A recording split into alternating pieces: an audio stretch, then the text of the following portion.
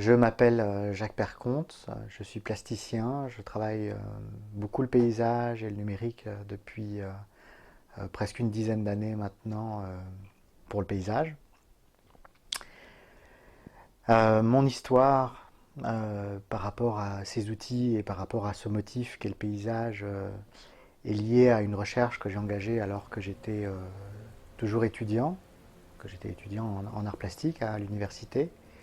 Un jour, en fait, je me suis aventuré vers la vidéo et vers l'infographie. Et puis tout de suite, j'ai essayé de faire d'autres trucs avec l'ordinateur parce que j'avais vu qu'il y avait une petite prise qui permettait de rentrer ou de sortir de la vidéo derrière. Alors j'ai essayé de bricoler de la vidéo. Et puis en bricolant la vidéo, j'ai trouvé qu'il y avait Internet sur l'ordinateur.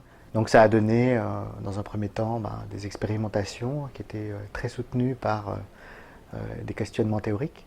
Chercher à travailler la représentation du temps dans les images, en photographie, en vidéo, au travers des outils numériques, par rapport à Internet et tout ça. Et c'est comme ça que j'ai fait vraiment mes premières monobandes. J'ai découvert que, contrairement à ce que je pensais, c'était pas les écrans qui m'intéressaient, mais c'était vraiment de donner du poids à la couleur, du poids à la matière, de donner une physicalité à l'image.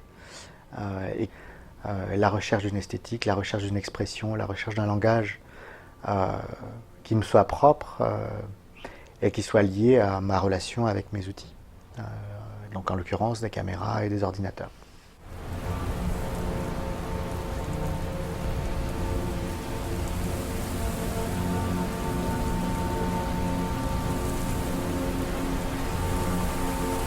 En mai dernier, je suis allé à Madère. Et quand on est arrivé sur l'île, il s'est mis un petit peu à pleuvoir. Une pluie assez douce, assez belle. Et donc j'ai filmé cette pluie en pensant qu'elle avait quelque chose de magique. Et en fait, le ciel a commencé à sombrir très fort et devenir très très gris, un gris un peu chaud. Il y avait une matière comme ça qui se donnait, qui se laissait pressentir. Et en fait, ça a rendu une image qui est très, très tectonique, comme si on filmait une plaque terrestre et qu'il y avait des glissements de terrain, avec des couleurs extrêmement saturées.